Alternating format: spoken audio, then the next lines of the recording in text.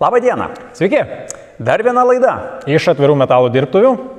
Ir šiandien pakalbėsim, prisiminsim vieną labai aktualią temą. Labai svarbią. Taip, tai yra briaunų paruošimas. Mes apie tai jau kalbėjome 5 laidoj. Kam yra įdomu, pasižiūrėkite. O dabar trumpas priminimas. Labai nedidelė dalis, ypač tie, kurie pradeda domėtis suvirinimo metalų konstrukcijom, klaidingai įsivaizduoja. Jie įsivaizduoja, kad tiesiog sudedam 2 metalus, Paėmėm 2 metalo lakštus, čia pravirinam ir viskas ok. viskas, pilnas skerspjūvių suvirintas, galiu eiti namo, nusišlifuoju, Ramiai, su laiptai laikys, viskas bus gerai. Deja, taip nėra. Tai yra tik su plonais metalais. Nu tai, 1 milimetrą tikrai galit sudėti 2 kartas, pravirinti, pilnai per skerspjūvį visą susivirins. Viskas bus ok, jo. Tačiau jeigu mes turim jau metalą 2, 3, 4, o galbūt ir 10 mm, tai faktas, kad reikalingas briaunų taip vadinamas paruošimas. Mes pageidautina, kad nusklemti yra viena briauna 30 laipsnių kampu, kita briauna 30 laipsnių kampu, truputuką užbukinti jas ir gauti V raidę, į kurią jau mes ten nesvarbu, ko mes bevirintume, ar elektrodais, ar pusautomačiu, ar tygų, paprasčiausiai priliejame jau pridėtinio metalo suvirinimo būdu. Tai šiandien mes ir pakalbėsim apie kaip paruošti tas briaunas. Vėlgi mūsų draugai Stokeris aprūpino mus įrangą. Rimta įranga. Įranga. Taip. Mes turime kampinį šlifuoklį. Gerą kampinį šlifuoklį. Taip. Mes turim kampinį šlifuoklį labai gerą. Ir mes turime... Ir turim super strong, super briaunų frezą. Taip, vėlgi, 10 laidų atgal mes draugavom su šito aparato broliu, galima sakyti. Tai mes ten frezavom, galima sakyti, sandurinės siūlės. Rumbelė. Jo. Taip, ten irgi ant šitos plokštės, jūs tikriausiai matysite, tobulai pavyko viską nuimti, sušlifavom į nulį, greitis, kokybė, be dūmų, be ugnies, be vibracijų, viskas žiauriai gerai. Tai čia yra analogiškas aparatas, būtent skirtas jau briaunų paruošimui. Taip. Tai va, nuo ko mes pradedam? Tai turbūt, Tomai, nenoriu aš čia kelti žiežirbų, dulkių ir visako. Pradėkim nuo vieno iš geriausių variantų, tai yra frezas turbūt. Taip, pradėsim nuo greičiausio. Ką mes darom? Paruošiam mūsų 10-tuko plokštę. Įtvirtinam ją. Spaustuvai tau, spaustuvai man. Taip, bandinys paruoštas. Belieka ant frezavimo aparato susireguliuoti kampą, susireguliuoti nuožulnos išėmimo gylį, turbūt taip įvardinti, ar ne? Taip, nes mums reikia nuimti 30 laipsnių briauną ir kad pageidautina, kad liktų truputuką užbukintas, kad nereikia mums padaryti, kad būtų aštrus kaip peilis, taip, kad ten susipjaustytume. Ne, bukumas visada yra gerai, milimetras, netgi kokie 2 mm gali būti, čia tikrai ne problema. Kągi, reguliuojam aparatą ir važiuojam. Atsiveržiam 4 varžtus, atlaisvinam juos, 2 vienoj pusėje, 2 kitoj pusėje ir pagal skalę nusistatom mums reikalingą kampą ir einam frezuoti. Ankstesnėje laidoje jau apie tai minėjom, bet priminsiu dar kartą, su šituo rutuliuku mes sukinėdami reguliuojam, kiek mes giliai išimsim mūsų kampą. Taip. Įrankis paruoštas, pradedam darbą.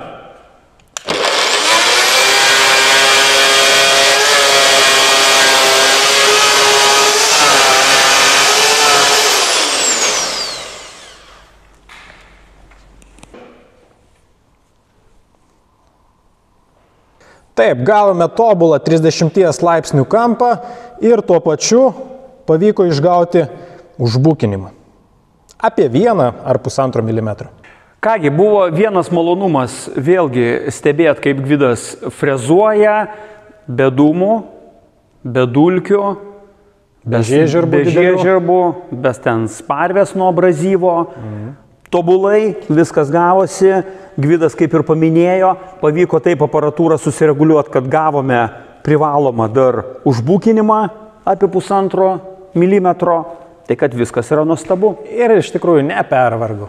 Taip, ganėtinai greitai darbas įvyko. Tai, Tomai, žinok, aš ne veltui ne visą plokštę frezavau, frezavau tik tais pusę, kitą pusę užbaigtų.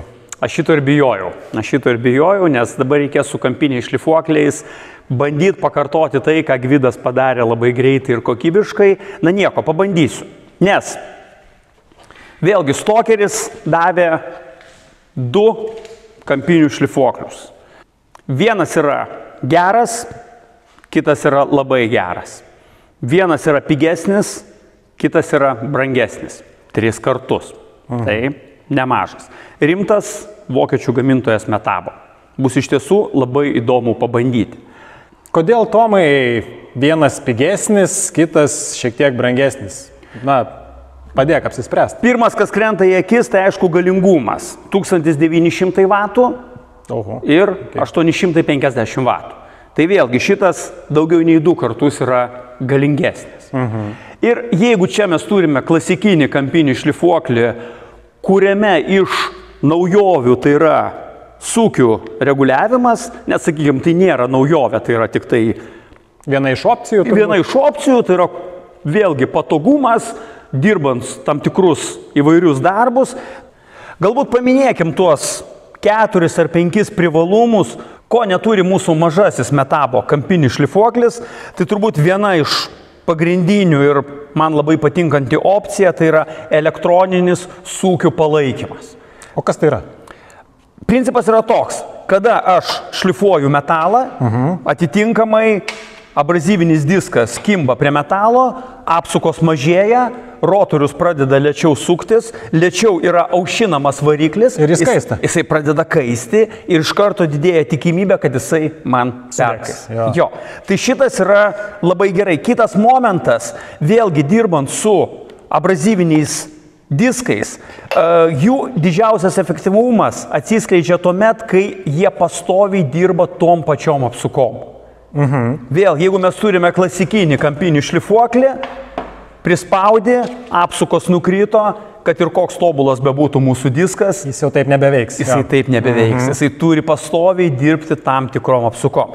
Tai čia yra turbūt pati pagrindinė šito aparato naujovė. Žodžiu, spaudžiam, dirbam ir apsukos nekris. Taip. Kas dar krenta į akis, gale yra filtras.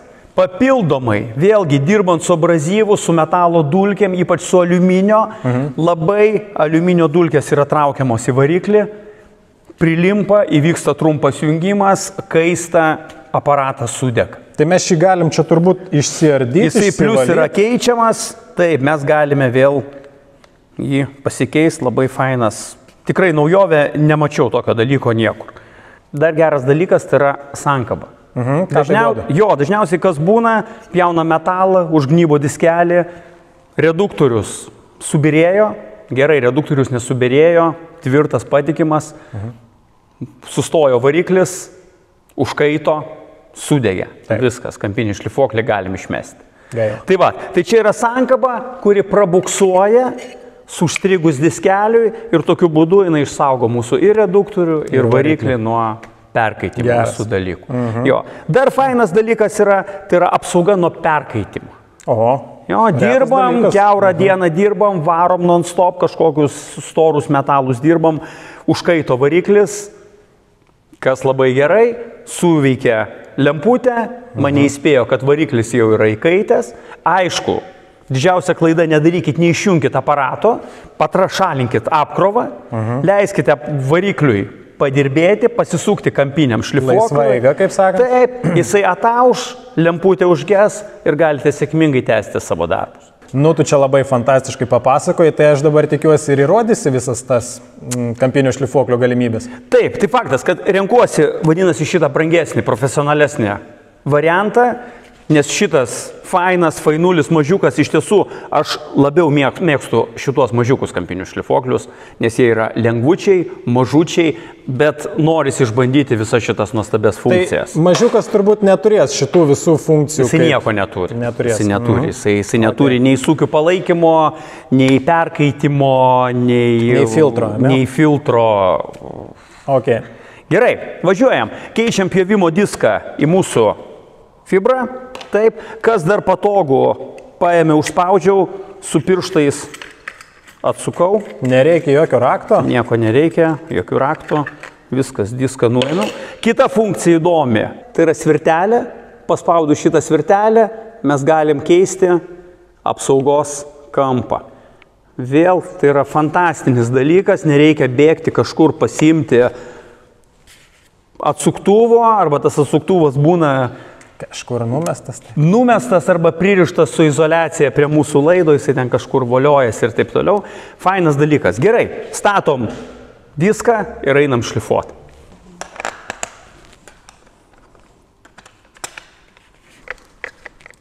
Važiuojam.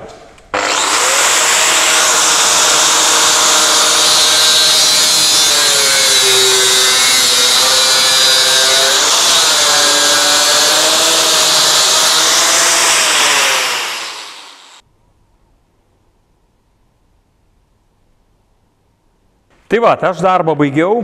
Kaip tau, Gvidai, iš šono pasirodė? Iš šono gavau dulkių. Triukšmų žiežirbų gavau, tai, na, žinai pats. Aš irgi galbūt pabūsiu savo darbui kritiškas. Jeigu taip, aš nematyčiau šiuo atveju Gvido frezuotos siūlės, tai kaip ir sakyčiau, viskas ok, man tiktų tikrai rankytėm virinant, ar su elektrodu, ar su pusautomačiu, viskas čia būtų daugmaž gerai. Bet Tomai, viskas eina tobulėja, ar ne, tai jaunimas irgi tobulumai.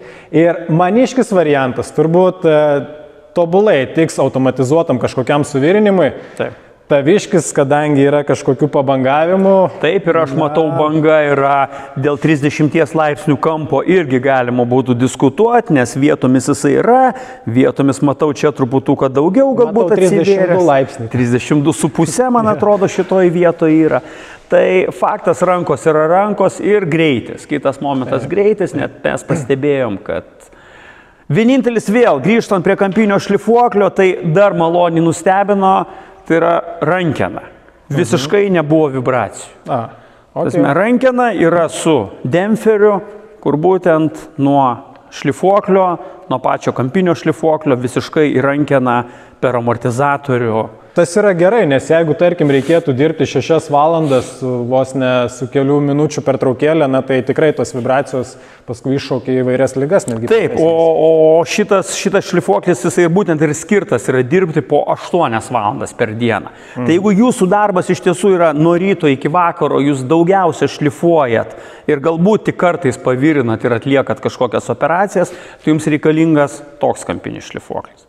Jeigu jūs atvirkščiai pas save sodyboj kažką virinat, retkarčiais papjaustot, retkarčiais kažką pašlifuojat, tai tikrai jums užteks ir šito faino, gero, nediduko metabo kampinio šlifuoklio.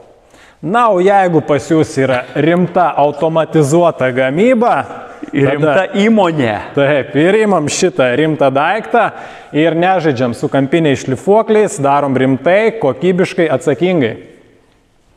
Tai turbūt šį kartą tokia laida apie briaunas, apie briaunų paruošimą. Ir aš dar ką siūlyčiau, Tomai, manau, spėkite komentaruose, kiek truko Tomo šlifavimas ir kiek truko mano frezavimas. Manyčiau, ten laidoj sumatuoti laiko neverta, nes vis tiek vyks montažas, video bus truputuką sutrumpinti, kad jie nebūtų per daug nuobodus. Tai čia jūs jau turite remti savo patirtim, na ir pabandykite atspėti. Na ir kas tiksliausiai atspės, tai tą mes ir padovanosim mūsų atvirų metalų dirbtuvių podelį. Nerūdijančio plieno, termo podelį ilgiem žiemos vakaram dirbtuvėse, kad galėtumėte atsigerti skaniai kavos, arbatos, kuri netauštų. Kągi, šį kartą tiek. Iki. Iki.